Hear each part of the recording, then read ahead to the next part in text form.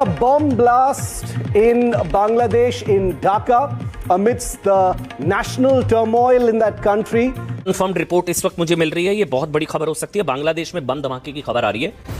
Bomb blast reported in मग बाजार area of Dhaka इन बांग्लादेश। अरे भाइयों, क्या हुआ बांग्लादेश में जो क्रिसमस ईव के अवसर पे एक बम, क्रूड बम लगाया एक मार्केट के नीचे फ्लाईओवर से। अब क्या क्रिसमस ईव पे क्रिश्चियनों को मारने का काम करोगे?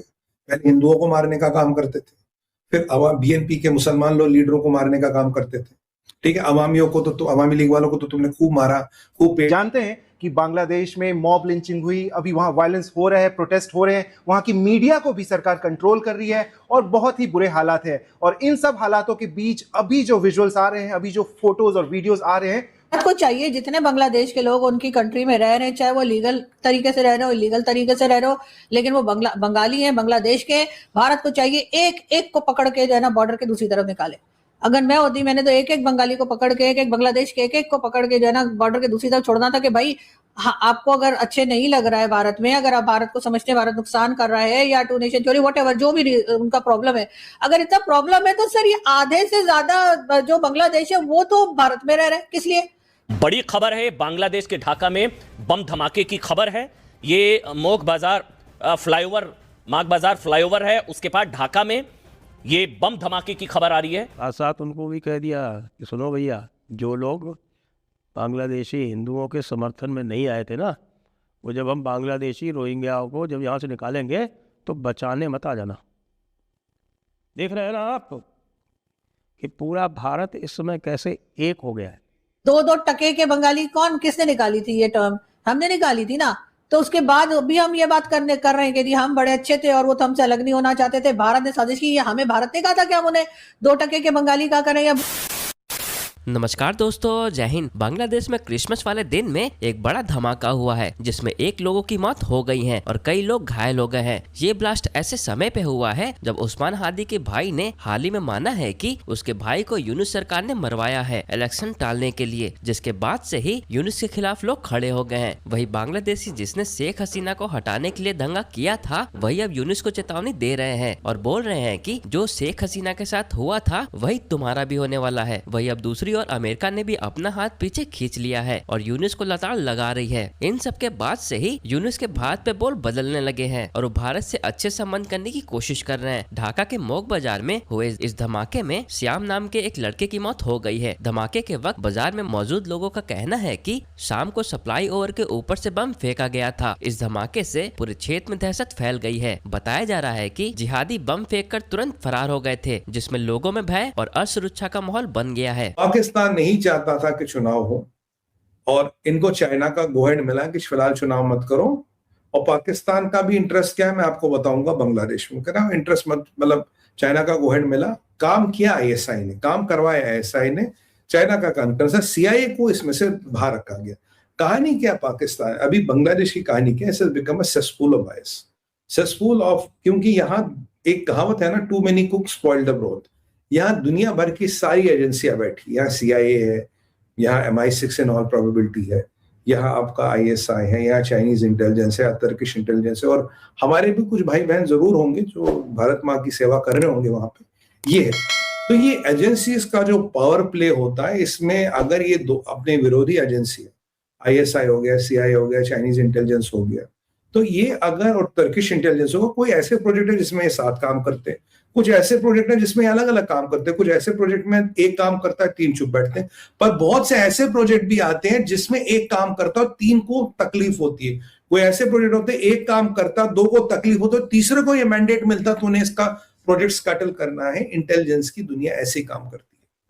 देखिए, मेरा ये मानना है कि CIA को पता नहीं था कि उस्मान हादी को टपकाना है, क्योंकि गौर ने जो यूनुस को बुला के उसकी खटिया खड़ी कर दी, मतलब बेटा ये क्या, और फरवरी में चुनाव होके रहेगा, this that day we will have elections in February, इसमें इफ्स एंड बट्स नहीं चलेंगे। तो इसका मतलब है कि CIA अगर अभी इस यहाँ कूद रही तो CIA was not involved in the killing, because अगर वो होती वो दूर दूर रहती, फिलहाल वो सीन से ही बाहर जाती, they would have not uttered a single word. मैं आपको बार बार कह रहा हूं कि यहाँ बांग्लादेश की परिस्थिति बद से बदतर हो रही थी, and we are aware of that, things are getting bad and things are hitting the roof, we are aware of that. मैं भारत विचार और अन्य चैनलों से बार बार इसको हाईलाइट करता रहा हूं। अब ये कहता है इनकलाब मंच, कहता है इनकलाब मंच कहता है कि अगर 30 दिन में, मैं I am just trying to imitate their accent, sorry for that, वो कह रहा है कि अगर 30 दिन में तुमने इसके लोगों को नहीं पकड़ा, कुछ नहीं किया, तो हम यूनिस तेरा वही हाल करेंगे जो हमने शेख हसीना का किया। मजा आ गया, ये जरा मजा, कह रहा तेरा वही हाल करेंगे जो हमने शेख हसीना का किया कि तुझे भगा भगा के मारेंगे। तो यूनिस की हालत खराब। यहां से अमेरिका ने हाथ खींच लिया, यहां से इनकलाब मंच कह रहा क्योंकि जो मेन किलर है उसको नहीं पकड़ा, कह रहा पहले कह रहे थे भारत गया, फिर कह रहे नहीं गया, फिर कह रहे कुछ हो गया। तो ये मामला यहां पेचीदा हो गया। तो ये मसला जो शुरू किया था इन्होंने भारत को डराने के लिए, धमकाने के लिए, वो मसला बड़ा होता जा रहा। Point number 1। तो इनकी अब हालत खराब हो रही, CIA हाथ खींच रहा है, ठीक है, और CIA ने हाथ खींच लिया तो चीनियों को भी अगर एक विसल कर देगी, चाइना CIA के आगे जाके मदद नहीं करेगा। और अगर चाइना हिल गया तो जो मुनीर का फाइनेंसर है वो हिल गया, प्रीपेड जहाज का मीटर बंद हो गया, तो वो उसका कितना इंटरेस्ट रहेगा।